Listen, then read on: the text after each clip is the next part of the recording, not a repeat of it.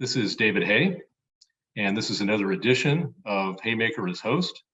And I'm privileged to have Chance Finucane as our guest this week, this issue.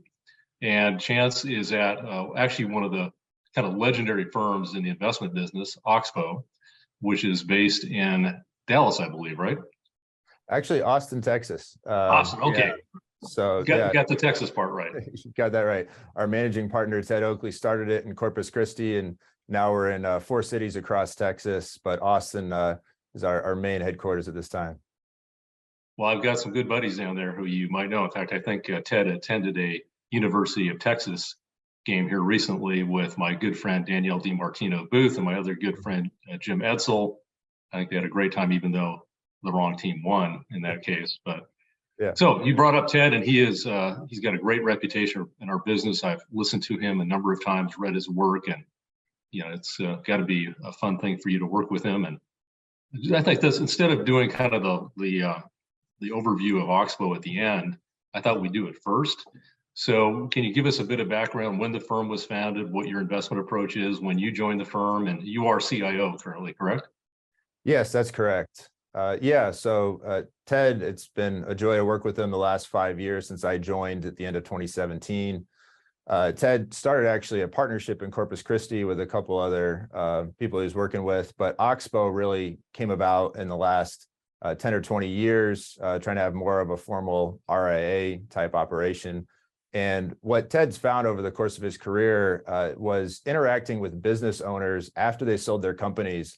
He just saw a lot of examples of people who, after working so hard for decades, they'd sell their businesses and then they'd really be in a tough spot in those couple years afterwards. And typically when you sell your business, it's made public and you get a lot of people coming after you with a lot of great ideas of things you can do with that money.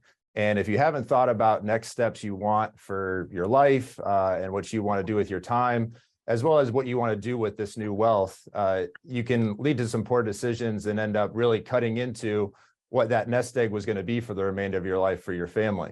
And so that's our focus, is primarily working with business owners after they sell their companies. And we primarily focus on doing that by investing through 3 strategies. So we have a conservative income strategy that's meant to be very safe, mainly focused on short-term treasuries and high-grade municipal bonds. We have a high income strategy, which is intended to beat the bond market and generate a good amount of dividends and coupons for individuals to live off of, while still protecting the principal value in those accounts.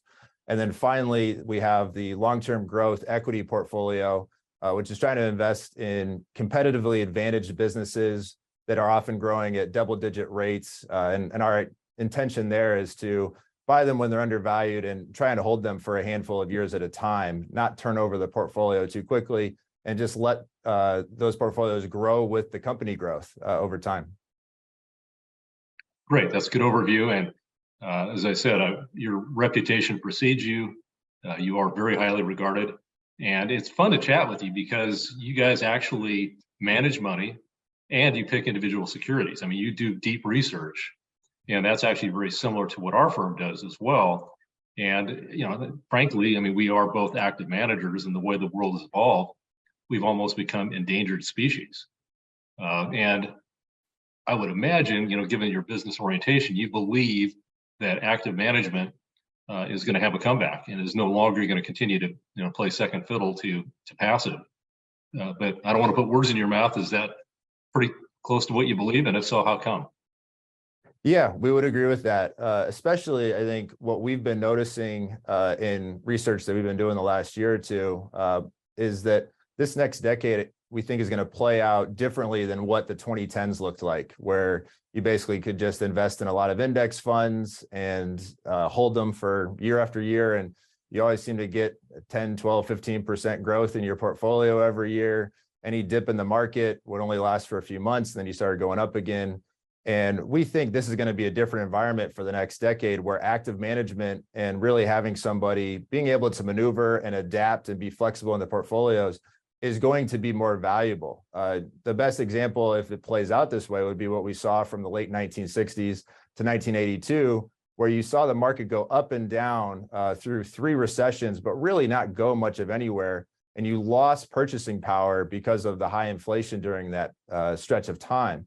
And so what we're noticing is, right now we're in a period where we think there's more downside than upside. So we're conservatively positioned, but there are things happening that we think actually might make inflation more of a factor over the next decade because of just structural concerns with not enough supply being drilled out of whether it's oil or other minerals and resources that are going to be needed around the world. And if you don't end up fixing that with more capital investment to increase supply that's available, anytime you see monetary stimulus or fiscal stimulus, we think that might lead to higher inflation, and it's going to start messing with valuations and profit margins. So it's going to pay to just be able to have somebody managing your money or looking at your accounts that can maneuver from being offensive to defensive when you see those changes occur. Well, I'm nodding repeatedly. I'm not trying to be a bobblehead doll here, but I just, well, you're preaching to the pulpit. Everything you said is something that I absolutely agree with, and we'll get into that more deeper in the interview. But I think that's a great summary of why this is likely to be a different decade. And in fact, I would say that different from the last 4 decades, not just the last, not just since the financial crisis, but really since Paul Volcker crushed inflation in the early 80s. It's been kind of a no-brainer just to have a balanced portfolio if you're a conservative investor, or 100% equity index fund if you're an aggressive investor, and there's no cash drag and it's very tax efficient. And so it's kind of no wonder that so much money has flocked that direction. But as we've seen with so many of the trends or the fads, manias recently, that when money comes charging in and really gets to the saturated point, you probably don't want to be there. You probably want to have a different approach. So that's good stuff. And so your podcast right before Thanksgiving, I looked at the title and it said that you're looking for a multi-year recessionary bear market. But then when I listened to your commentary, it wasn't nearly that alarming. So what is your base case right now? Yeah, it's interesting when you see a headline generated. Sometimes they'll pull something that is going to attract a lot of attention. I think the way we would view it is that maybe a multi-year bear market, not necessarily a multi-year long recession. But I think what we've been looking at is that this seems similar to what we experienced from March 2000 to March 2003. Not that this has to last for 3 years, but you had excessive valuations that led to the start of that downturn in 2000. The actual recession didn't happen until 2001. And then you still had another year of decline in that 3-year bear market before you finally saw a bottom, and you saw some opportunities in September and October 2002, and then in March 2003. So we think because it's been so long since we've had a bear market that's lasted longer than 3 months, much less 12 months or longer, everyone's kind of forgotten that this sort of drawn out period just requires staying patient and monitoring things, but it doesn't really work to your advantage to have this sense of urgency and always want to try and get ahead of the next move where you think the market's going to turn higher. So I think looking into next year, our base case would be that we will go into a recession. We do see some data that suggests the first half of next year might be particularly difficult, especially if the consumer has drawn down the remaining excess savings they had from the fiscal stimulus that was handed to them in the previous 2 years. Once you get past the holidays, that might be a tough stretch. We've also seen, maybe it's later into 2023. Typically, on average, it's about 6 months after the Fed pauses before a recession would start. So somewhere in there, I think we're just sort of monitoring things both from an economic level and then also waiting to see more of a capitulation from investors. And maybe it's due to the fact that you haven't really seen a real significant negative revision in profit estimates for 2023, but we see numerous examples that state that, or predict rather, that you would expect earnings per share growth to turn negative, and probably pretty significantly negative in 2023, whether Morgan Stanley has a model that predicts a 10 to 20% decline in earnings per share next year. We also have seen numbers that look at the CEO confidence surveys, and that tends to lead where earnings per share is going by a couple of quarters, and that would suggest that that's going negative.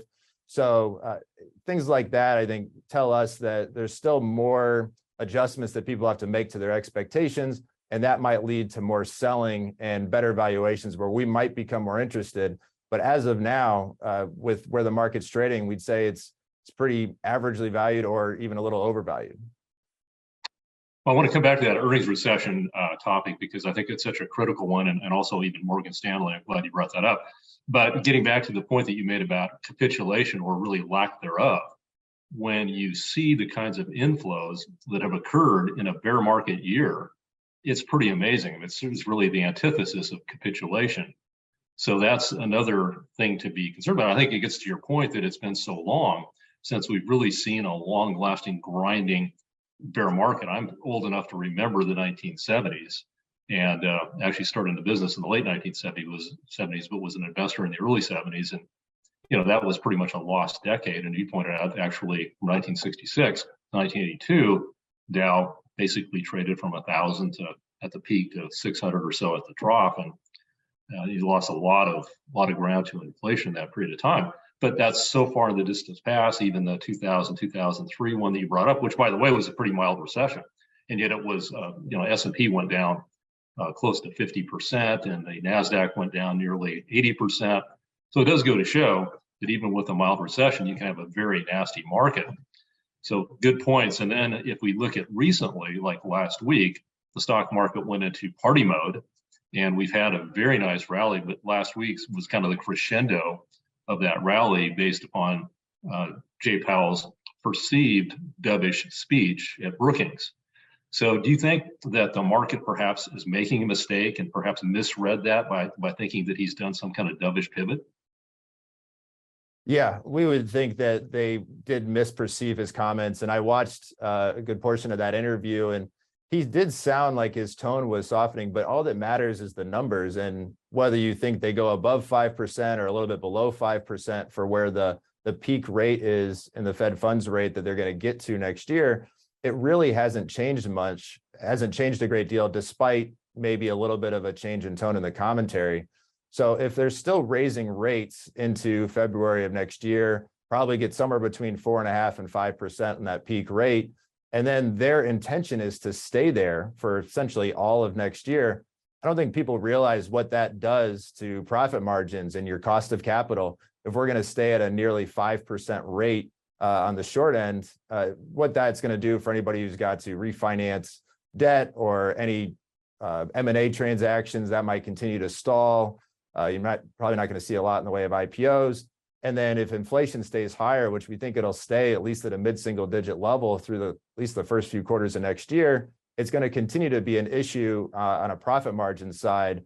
The difference that we had in 2022 was that revenue growth was still very strong. I think you were about 10 or 11% revenue growth is what it's probably going to be this year for the S&P 500, but that's going to slow dramatically next year, in addition to the continued margin deterioration, which we would expect leads to negative earnings going into 2023. It all makes sense. Yeah. So it sounds like, related to that, your firm is cautiously positioned currently, and even with bonds, you're preferring short-term versus long-term maturities. You can get 4.7% right now on the 1 year. You go out to 10 years, and the yield is more like 340, 350. And actually, that's been a massive rally in the 10-year T-note here of late. It's gone. I think it peaked at about 421 and hit 340 yesterday. That's a big move in a relatively short period of time. So do you think that it's fair to say that longer term bonds, much like stocks, are extended and vulnerable? Right now, we've got a small exposure to long-term treasuries, but I think we still prefer the short-term treasuries.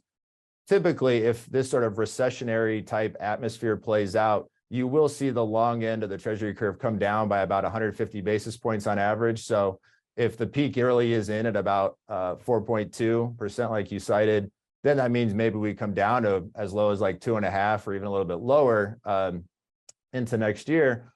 So there may be some more room for taking on more exposure in the long treasury bonds. But I think for right now, we're still happy with our exposure to everything sort of 2 years and less on the treasury side, just banking in that 4.5%, 4.7% for clients with very little risk in terms of the fluctuation. So to answer your question, there might be a short-term reversion back a little bit higher in the long-term treasury yields, but if we are thinking there's going to be a recession, we would expect yields in the 10-year and the 30-year treasury to continue to come down a bit further into next year. Well, supporting your recession argument, we've got a deeply inverted yield curve. And even Jay Powell's favorite one, which wasn't inverted until fairly recently, which is the 3 months versus the 18-month, has gone up, pretty severely inverted as well. And when that happens, kind of to what you were just saying, you generally want to extend duration. So maybe it's a little late to do it after the move I just talked about, but why do you think this time is different? Because you're kind of making the case that, hey, it makes sense to extend duration, but we're not doing that yet, even though we think a recession is going to happen. And you must have some reasons why you're not, making more of a play on longer duration.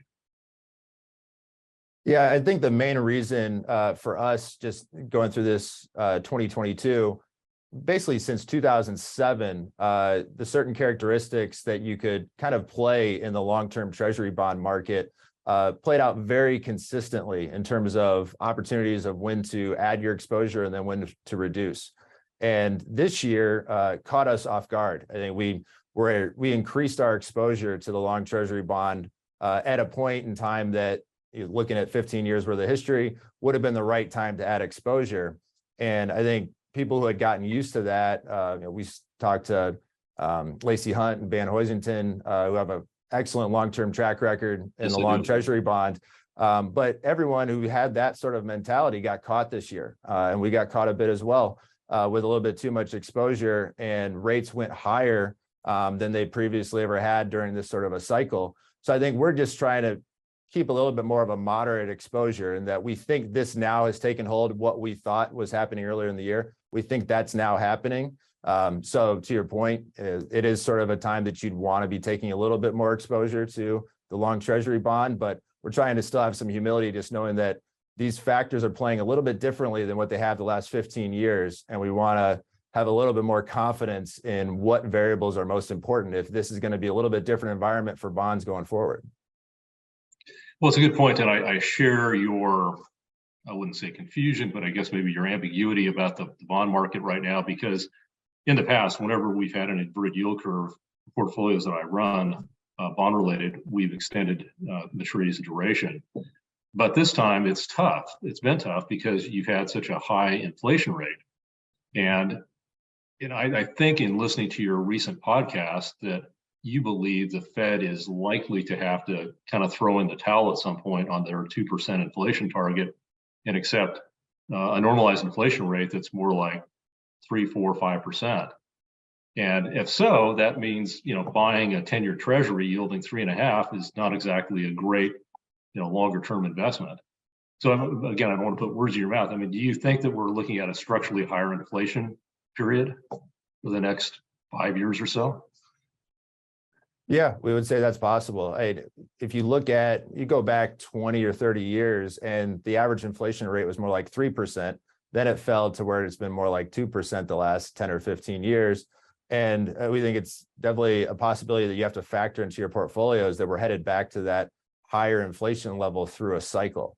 And to your point, that's going to play or wreak havoc on long-term bonds. And so even though there might be a short-term opportunity here, over the next, say, 6 to 18 months in the long-term treasury bond, we would be very cognizant this time around of when we need to lighten that exposure or get out entirely, because if inflation is going to reaccelerate, let's say there's a scenario where the Fed and other central banks cut rates to try and boost the economy, we would expect inflation to take hold again, and we would need to be out of the long bond. And that's a different environment than what we had from 1982 all the way up until 2020 or last year. So I think that's where we're getting more tactical rather than relying on that secular trend that you had for nearly 40 years. That makes total sense. And I think it applies to the equity side as well, that instead of just this buy and hold mentality that's been so effective since the early 80s, that it's time to be, more, not trading oriented, but certainly more willing to take profits in these big run-ups and then buy when you have another big decline, whether it's with the bond market or the stock market. So given what's happened here lately to both stocks and bonds, in fact, investment grade bonds have rallied almost as much as the equity market. So, and that's an area where we actually were doing a lot of buying here recently, but now we're seeing spreads tighten. I think that's something, a point that you made, is that spreads have come down pretty substantially. Maybe that's a good thing to talk about, because I believe, and I suspect you would agree, that credit spreads have a tremendous influence, obviously, on the bond market, but even the equity market. So right now, high yield spreads, which have gotten up to about 606% over treasuries, are now about 4.5 over 450 basis points. And in a true recession, they go even higher than 600 basis points above, right? Yeah, the last 3 recessions, that spread got to 1,000 basis points. And so I think what you noticed the last couple of times we had a bear market was when you saw the high yield spreads get to around 700 basis points. That would be where you'd see the Fed capitulate and try to do something to assist the market, and then spreads would compress. But this time around, if Powell really wants to try to be the next Volcker and keep rates high for an extended period, you could see absolutely a blowout where high yield spreads go to that 1,000 basis point level. And the other thing that we noticed too was just in terms of sort of default rates or what's expected, you recently just had a default rate, I believe, of less than 2%. But you've got, I think, somewhere around 8 or 9% of high yield bonds trading at distressed levels at that greater than 1,000 basis point spread. And normally when you see a distressed high yield bond, that means it's likely to go about a 50-50 chance it would go to default over the next 12 months, which would suggest that the default rate over the next 12 months is going to go from less than 2% to above 4%. And I'm not sure that people are really factoring that in, given that spreads are as relatively tight as they are. The average high yield spread over the last 25 years is somewhere around 5 to 5.5%. And like you said, we're at about 440 right now. So it's unusual considering all of the slowing numbers and deteriorating numbers you see in the economy. And yet we're at below average spreads on the most junky sort of bonds out there. So just for our less sophisticated listeners, the handful that are out there, most of our subscribers and followers are very knowledgeable, but when we throw out terms like basis points, 100 basis points is equal to 1%. We're talking about spreads, we're talking about credit spreads, the difference between what a corporate bond pays and what the government pays, just to give a little tutorial there. But what you're really saying is that with these high yield spreads, they could easily double from where they are right now. Absolutely. If it's even just kind of a garden variety, or maybe a little worse than a garden variety recession. And that would be shocking, not only to the holders of higher yield bonds, but also to equities too, because it has a very nasty blowback effect on the stock market. So it sounds like, from what you said earlier, that you do expect a fairly serious earnings recession. And you mentioned Morgan Stanley, and Mike Wilson is, of course, their head strategist there. And I think he's one of the best on the street. He gets flack when the market's strong and he's saying, hey, things are running ahead of themselves. You might want to start to raise cash. He gets called a bear, even though he put out a really good bull recommendation back in around the 10th or 11th of October, and really taught that rally, precisely.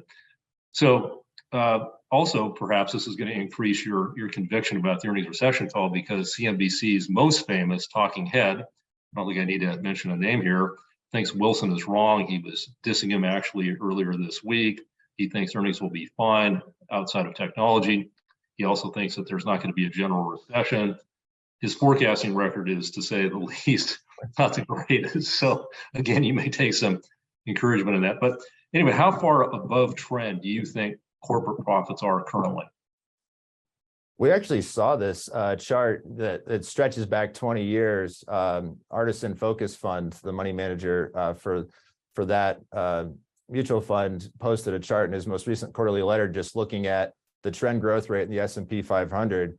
And I think now everyone's expecting $230 per share for next year for the S&P 500. But that trend, which it's fluctuated around that growth rate, would actually say more like $200, be back more towards what the trend has been back to 2004.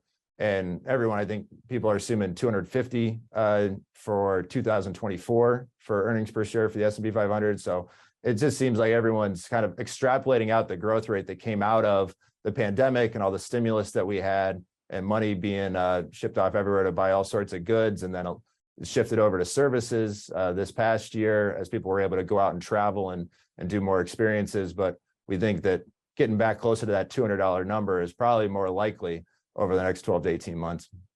That makes sense to me. Now, I do think earnings estimates have been and continue to be too high. And, part of what's made it look better for the forecasters who are pretty optimistic coming into this year is the energy. Energy's had a tremendous contribution.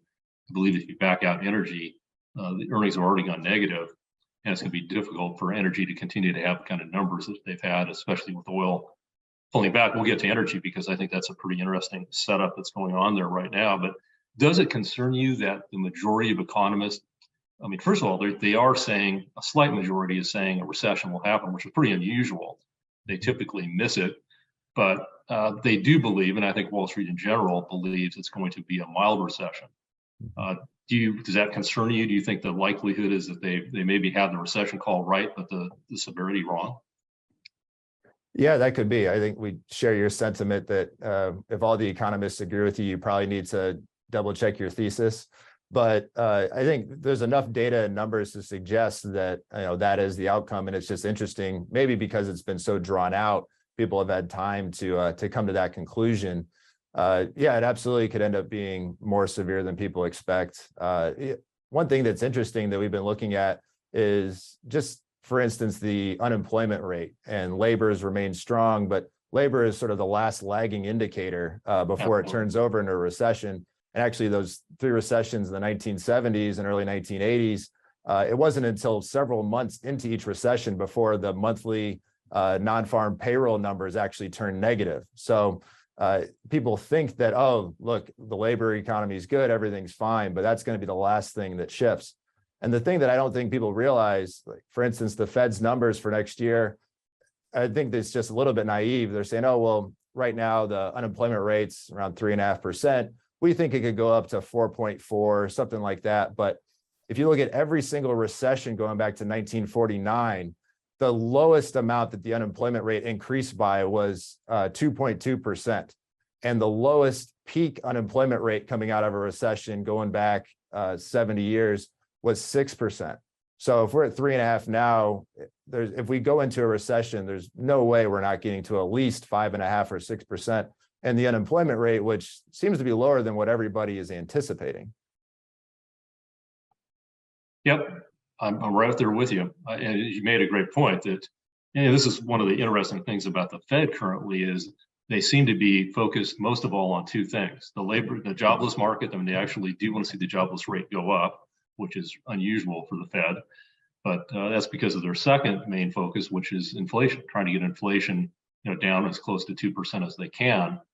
And so they're really in this, with this Hobson's choice of do we take a serious recession on by trying to drive up unemployment enough to get inflation down, or do we accept, as you were talking about earlier, that structurally higher inflation rate? I believe that eventually Powell's going to have to relent and do what he did back in 2018, but I think he's going to put up a tougher fight this time. But it sounds like looks like you agree with that he's going to be tighter for longer, but then eventually there's going to be an awful lot of pressure on him.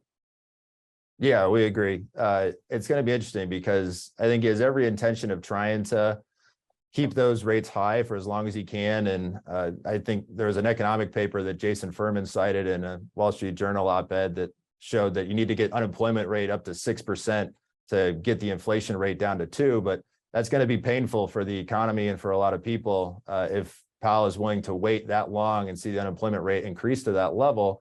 And we agree that's about how high you need to get the unemployment rate to have inflation come down to their target. But if there's too much pressure from other parties, or he's just feeling pressure and needs to flip, that's where, back to our talk about active management of portfolios, it's going to be crucial to kind of know when that happens. All right, it's time to switch from conservative back to being more aggressive with our portfolio and really thinking about what's going to benefit from accelerating inflation, the possibility of growth turning back around and accelerating. And it's just going to be that back and forth and monitoring really closely what he and other central bankers decide to do. Well, on that topic of Powell and tightening and how far he's going to go, one thing that I think is not getting enough attention is that this is only the second double tightening. And so what, that means, again, for the folks that aren't, don't watch this stuff real closely, that the Fed is not only raising interest rates, and has raised interest rates at a very rapid rate, one of the fastest rates on record in history, going back basically to the Volcker inflation attack, but it's also shrinking its balance sheet. So it's doing the opposite of quantitative easing, where they were, buying lots of treasuries with money that they just created from their magical money machine. And now they're actually going the other way. So they're draining liquidity out of the system. And by doing so, it's kind of a stealth tightening. But it started out relatively slowly, but it's starting to, we get to the maximum, roughly 100 billion, a little under 100 billion dollars per month. So that could, from numbers I've seen, I'd be interested if you have a perspective on, what that equates to. But I've seen that over the next year, that could be another 200 basis points of equivalent rate hikes. Looks like somewhere in that. I know it's more art than science with that. What is the true relationship? Yeah, I think we've seen different numbers too. The most recent one we saw was that 95 billion per month that rolls off, and the quantitative tightening equates to about 20 basis points if it was considered to be like an interest rate hike. So call it 240 basis points if they kept that up through all of 2023. So even if they do pause the rate hikes, you'd still have that essentially additional tightening. We had seen Felix Zuloff, I think, pointed out that M2, or money supply growth, adjusted for inflation, is the most negative it's been since the 1930s. And that's just a very difficult environment for financial asset prices to sustainably move higher. So as long as you're going to see that tightening, both the stealth that you're talking about and still a couple more rate hikes, it's just going to be difficult to feel like, oh, we should really get aggressive and take on a lot more risk. I'm smiling because I listened to Felix with my great friend Grant Williams at a podcast here a week or two ago, and that's exactly the point he made. That really caught my attention, that, when you look at it in real terms, the money supply has already come down drastically and kind of alarmingly, but when you adjust it for the high level of inflation, it really is a Great Depression flashback, and that's a pretty staggering statistic. Another thing I think which is not getting nearly enough attention is the bursting of the global housing bubble. And I heard you make comments, which I agree with, that the U.S. banking system is in better shape to handle the bursting of this one. But prices did get even higher, even if you adjust for inflation, than they were in 2007 in the United States. Then in a lot of countries around the world, Canada, New Zealand, Australia, obviously China, the real estate market's a mess. Their bubble popped, a while ago. But the Nordic countries, where they had even negative interest rates, where borrowers were paid to take out a mortgage in some countries. So prices got even more outrageous, and those prices are now coming down. So it does appear that we do have a bursting global housing bubble, and that's got to have severely negative economic ramifications. But am I too worried about that? No, I wouldn't say that. Yeah, I wouldn't say that's the case at all. It's interesting, and looking at other countries, the mortgages that are taken out in other countries, we're the only country that has a 30-year fixed rate mortgage. That's the great benefit that the U.S. government provides people. In other countries, it might be a very cheap healthcare, but then if you want to buy a home in Canada or the UK or other countries like that, you're taking on a 3 or 5 year mortgage that then you have to, essentially, it's like refinancing at whatever the new market rate is. And I really feel for people in other countries. For instance, in the UK, that market mortgage rate for a 3 year mortgage was 1.6% in January, and right now it's 5.9. So you can imagine if your 3 year period is rolling off and you have to take out a new one, but it's going to be double or triple the rate that what you had before, what that does to your monthly payments. Can you afford it? At the same time, you're dealing with higher costs, and your wages have probably not increased in line with that. And that sort of reverse wealth effect is going to probably really take hold at the end of this year and then into 2023. We had seen some data that suggested it was still a positive contributor to consumer spending and to GDP growth as recently as this summer. But now the rate of change has turned over, and it's decelerating and will actually turn negative heading into 23. And we would expect that is an additional reason why you might see a reduction in spending. And it surprised me how abruptly it changed, but the luxury goods spending turning to essentially flat year over year and probably heading negative. We'd already seen that the bottom quintile of the income distribution was having a tougher and tougher time, but people were still spending on luxury items, and that now has gone flat and is probably going negative. And that's usually the last area you see for weakness before consumer spending really starts to fall off. All good points. And I think especially that when you look at these overseas housing markets, that you have relatively short-term mortgage debt, and in some cases, in some countries, a very high level of variable rate mortgage debt, where the interest rate hikes are hitting almost instantaneously. So you're right, there's a tremendous squeeze going on in certain countries. And again, I don't think that gets the press it deserves, especially in the United States, where we tend to have kind of an insular view of things. So the big news today is China's accelerated reopening, or attempt to. And do you think that's going to alter your investment outlook in any way? Does it make you more bullish on certain areas that have been hurt by China's lockdown? It's possible. I think we had owned a little bit. We owned a couple of Chinese stocks in 2019, 2020, and then sold out of those in 21. And I think, yeah, well, we still took some of the hit as it rolled over, but we're able to get out intact. But I think from our perspective, we really are not trying to make calls on Chinese stocks going forward, just given the ambiguity of the government oversight of a lot of the growth businesses, or what businesses you might want to invest in over there, as well as the regulatory framework with ADRs and what's going to happen there here in the US. But I think you can always look for other ways to get indirect exposure, whether that's owning a luxury goods company. We wouldn't buy one now, but things like that have exposure to the Chinese consumer. So we do own like Nike and Starbucks. So that ends up being a boost if you start to see an increase in Chinese consumer spending. What's been interesting to us is that as this news has come out about a reopening, you're starting to see an up move today in Chinese stocks, but there hasn't been quite such a huge positive impact on the markets that I might have thought it would have been a month or two ago when this narrative was building. So maybe it's just as the sort of global recession or global slowdown takes hold, a Chinese reopening isn't enough on its own to improve things. So it's something that we're monitoring, especially in relation to commodity prices.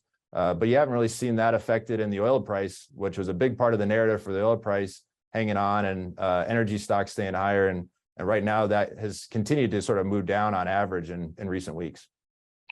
Very good point. I'd like to get to that in just a little bit, but you mentioned Starbucks, you mentioned Nike.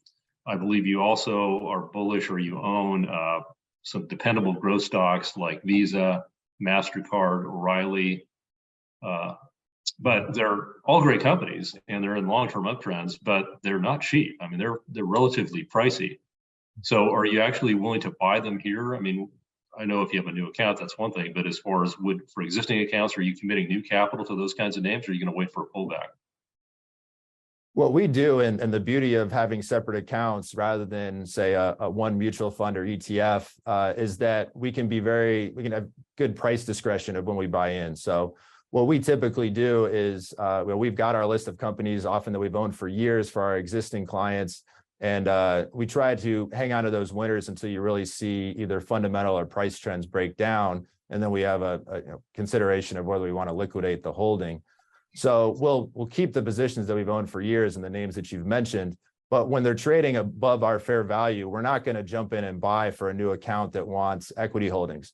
We're going to wait to take advantage of that volatility in the market and buy a half position or a full position as we get to prices that we think represent a discount to what we think the stock is worth.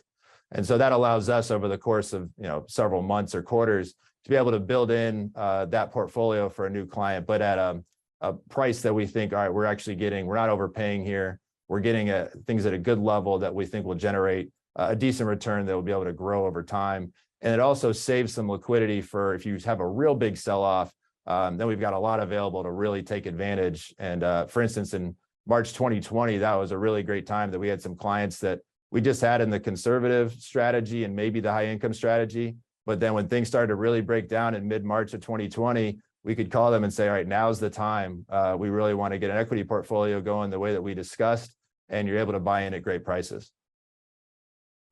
Did some people actually say yes? My experience is when things get really scary, the clients, they talk a big game before the price collapse happens, and then they freeze. But it sounds like your clients went along with you, or you were very persuasive. it worked in this case back then because I think the decline happened so quickly and everyone was so concerned about their personal health and the health of their families with the uncertainty of COVID going around, that I think the concern that you citing about your financial health and watching your portfolios go down and maybe that making people more risk averse, I don't think that was as much of a factor last go round. We'll see if that ends up being a factor when we make that pitch to clients that have a little bit more equity exposure this, whenever it happens next in the next year or two. But our whole focus is just trying to be very transparent and build trust in those relationships so that they believe us and they trust us when the time comes and says, this is the time to really think that stocks could double over the next 5 years, and it'd be a great time to have some exposure. Well, on the topic of kind of the opposite of the higher priced steady eddies is the energy, because that is about as cheap as any sector can be when you look at things like PE and price to free cash flow and in many cases dividend yields. It sounds like you guys prefer midstream, the energy infrastructure names. So basically the owners and operators of pipelines and storage facilities and fractionation plants and mostly pipelines. I mean, that's really where I think the bulk of the assets are. But are you comfortable mentioning any names? Or I'll give you one of mine if you give me a one or two of yours. But what do you like there? Yeah, I think we both own enterprise products at both of our firms. That's our top holding. It's just it's the best all around pipeline. They've got exposure to the Permian and the right places, and it's well managed. Pays a very high dividend, and we've owned that one for clients in our high income strategy for years and years. I think what we've done is we try to have sort of a core 2 or 3 different pipelines that we own, and then when we get really positive about the direction of the oil price and energy stocks in general, we'll add a few more that have a little bit more volatility to their share price, but just as smaller positions, they can really provide a great return over that period that you want to have a little bit more allocated to that area. So like that might be, we don't own these right now, but that would be like a Valero Energy or Devon or Pioneer, those types of companies that are going to fluctuate a lot more with sentiment around oil. And then we'll still have a little bit of exposure to some other sort of stalwart names like the Chevron. We also like, if we can find an oil royalty business that we've owned Brigham Minerals for a number of years. And that's one that we'll kind of adjust the position size based on our outlook for oil. But we typically have some exposure to that just because the business model for an oil royalty or any sort of resources royalty business is just outstanding. Well, I'm a big fan of Bud Brigham, and he's the man behind that one. And that's they're actually doing a merger right now, which looks like it might be a bit accretive to unit holders. But my name to give you, you probably have looked at it. It sounds like perhaps you don't own it. It's a 9 and 9, and by 9 and 9, I mean it's a 9% yield and 9 times earnings, though actually even a little better than that.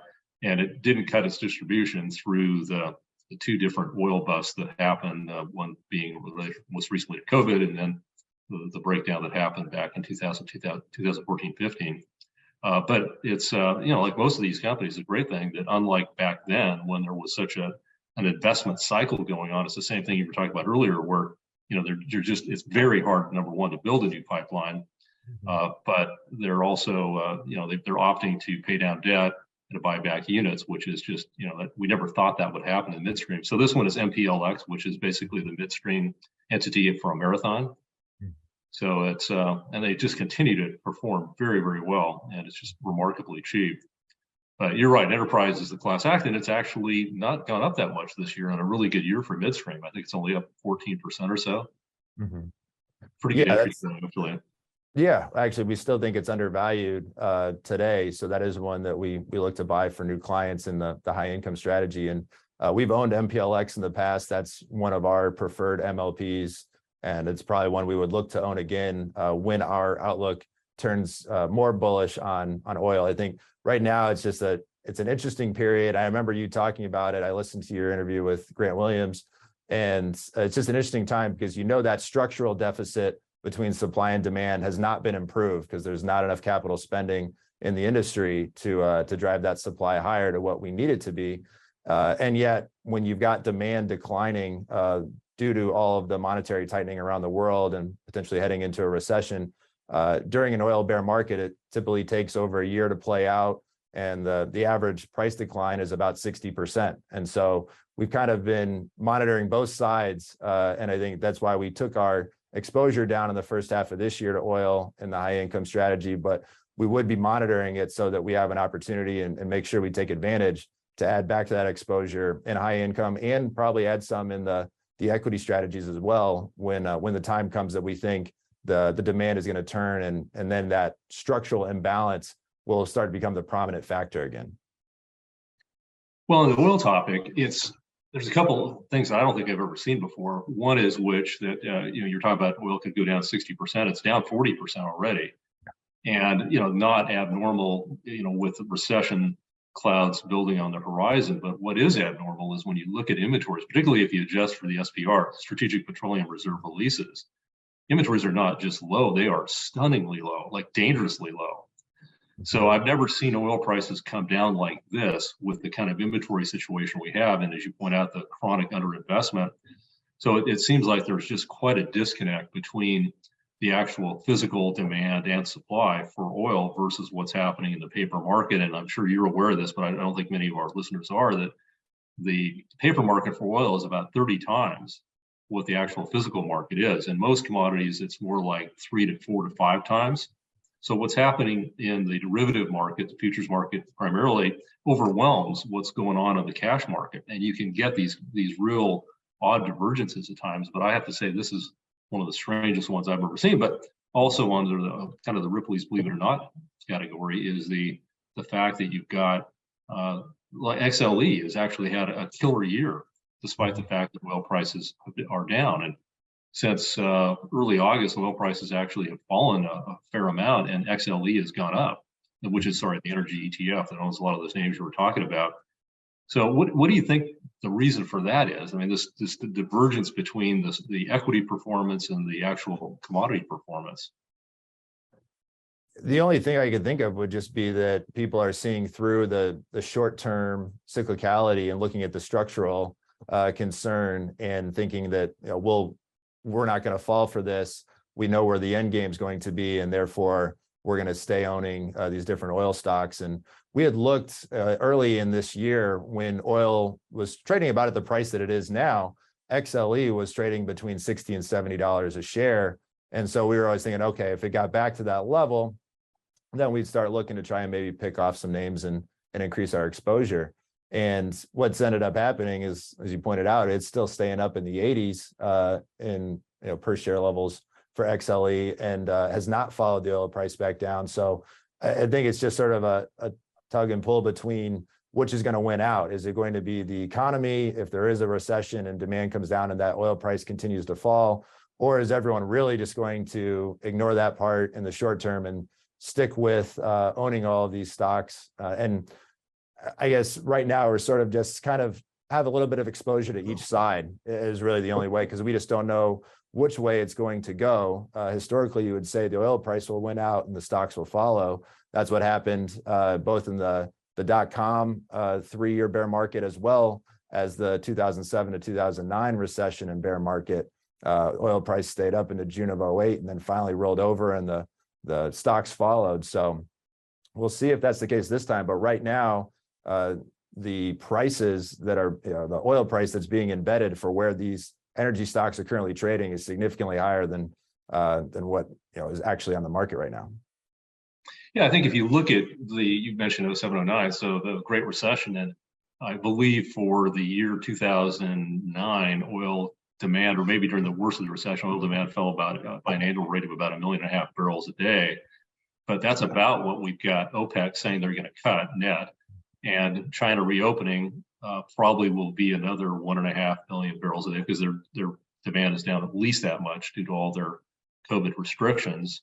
Then you've got the fuel switching, which I think is still off the radar of a lot of people in Europe, where for the first time ever, they're going away from burning coal and gas to produce electricity and actually burning, primarily diesel oil.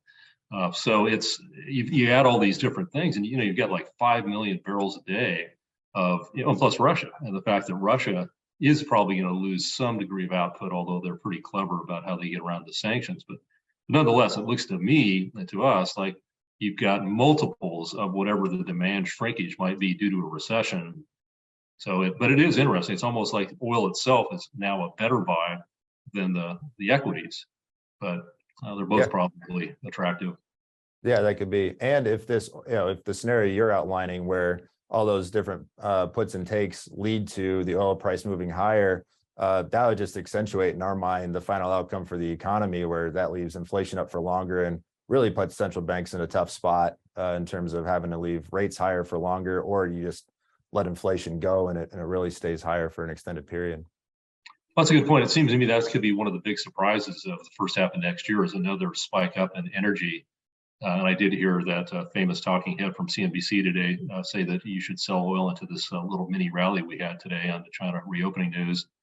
So if we did get triple digit oil prices again next year, that would be tough on the economy, and it would be going to be that stagflationary kind of scenario that's always rough on non-commodity equities. So anything else you'd like to cover, Chance?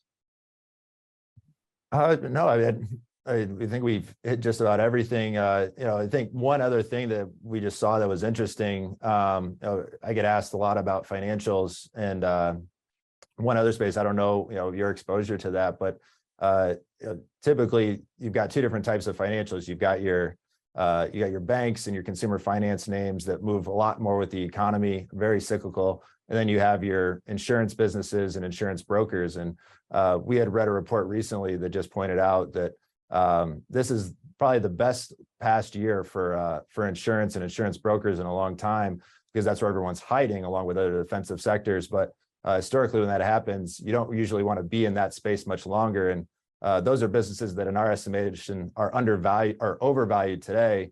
And at the same time, we still think there's more deterioration to go for the banks and consumer finance names. So usually when we get asked about financials, it's kind of just to stay away on all cards unless you're owning something like a Visa or a MasterCard, which is a bit of its own business entirely. It's separate from those others. Yeah, a much stronger, more persistent business model. Okay, well, that's Chance has been I've really appreciated the chance to chat with you and get to know you, and I've been impressed by listening to you and both today and when I heard your Thanksgiving or right before Thanksgiving podcast. So you got a great way with words and a great handle on the financial market. So I really appreciate you taking some of your precious time to be with me and with our viewers, and just wish you a very Merry Christmas. And I hope you get some downtime during this time. I'm sure you deserve it and need it. I know I do. Yeah, definitely. It's been a long year, but yeah, very interesting year. And thanks a lot for having me on the show. Absolutely. We'll do it again.